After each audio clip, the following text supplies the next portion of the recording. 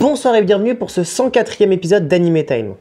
Ça fait bizarre d'être là. Peu importe, parmi les animés dont moi j'ai pu profiter, il y en a un parmi eux qui a reçu selon moi une présentation très mauvaise de la part d'Hunter Krasny et Modry. Plutôt que de les blâmer, ce que je vais faire, c'est que je vais vous représenter Zero no Tsukaima.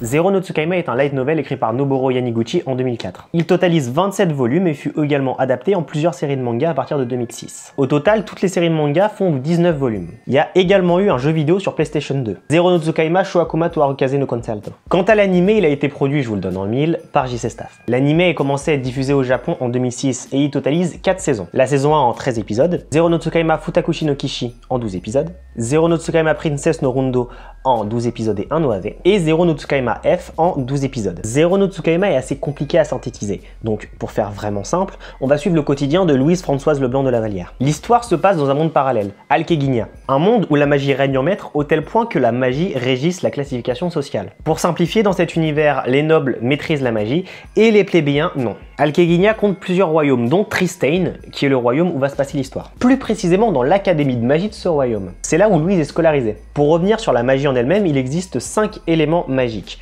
L'eau, le feu, la terre, l'air. Louise, elle maîtrise très bien les explosions. D'ailleurs, ça lui a valu un surnom, Louise la Zéro. Elle a quand même une chance de se rattraper et de rabattre le caquet à absolument tout le monde. Elle doit participer à ce qu'on appelle la cérémonie d'invocation des familiers. Pour vous expliquer, dans Zero no Tsukaima, chaque sorcier a son familier. Il l'invoque une fois et il passe un contrat avec. Un familier, ça peut être toutes sortes de créatures. Par exemple, Tabitha, elle a invoqué un dragon. Et autour de Louise, il va se produire quelque chose d'assez particulier. Au même moment, en plein milieu de Tokyo, se trouve Saito Hiraga, un jeune homme banal qui se dirigeait vers un magasin pour réparer son ordinateur. Tout aurait pu bien aller pour lui, jusqu'au moment où une orbe est apparue devant lui. Et cette orbe possédait plus les propriétés d'un portail interdimensionnel qu'autre chose. Pour faire court, l'invocation de Louise a fait apparaître Saito, ce qui vous en conviendrait est tout sauf normal. Et ce qui en suit est assez problématique vu que Louise est obligée de prendre Saito comme familier. Que les deux le veuillent ou non. Je vous laisse imaginer le bordel que ça peut être, surtout que Louise n'a pas pour objectif de ménager et de respecter son nouveau familier.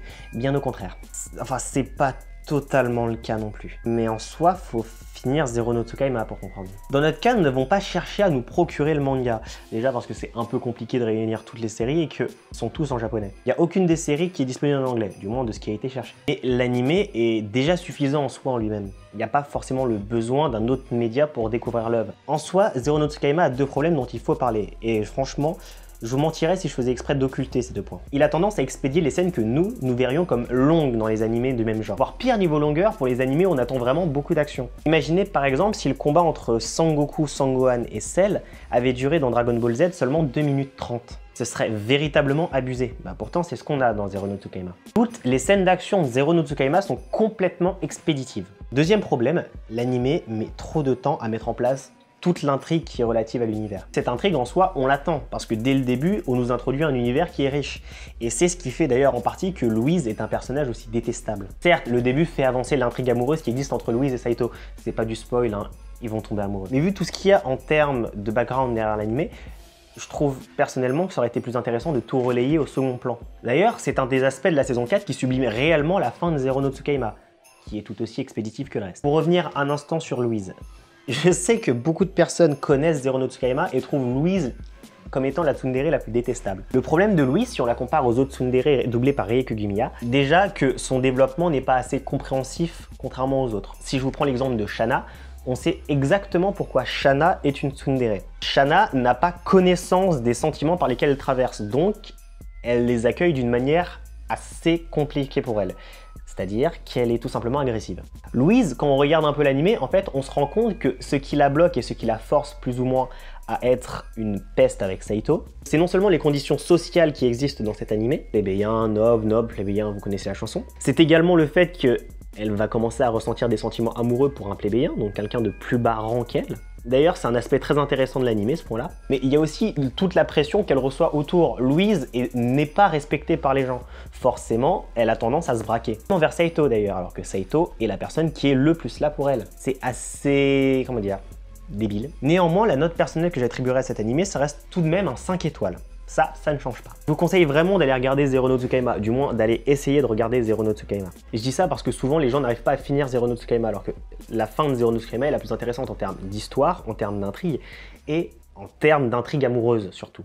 Voilà, c'est tout pour ce 104e épisode d'Anime Time, j'espère qu'il t'a plu. Si tu veux plus d'animés comme Zero no Tsukaima, avec l'affiche en haut à droite, appuie sur le +1, et si t'en veux moins, appuie sur le -1. Si cette vidéo t'a plu, tu connais la chanson, puis de toute façon, il ne reste pas assez de temps pour conclure correctement. Effectivement, c'est le moment de te taire. Nous, on se retrouve dans 2 jours pour le 105e épisode d'Anime Time. Ciao!